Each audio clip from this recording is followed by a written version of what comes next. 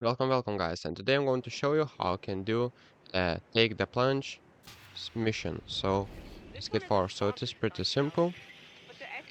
Of course it will take some practice, but because as you can see, you'll need to go through these bridge beams.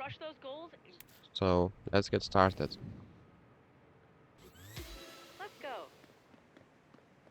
As you can see, you'll need to dive into the canal, but first fly through the bridge supports and spread eagle duration for seconds.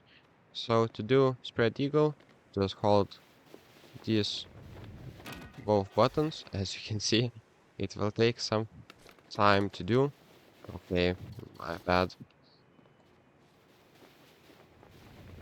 So here, how you get through the bridge, you need to do second time. Okay, and now we need to dive to the canal like this. And as you can see, we did this mission.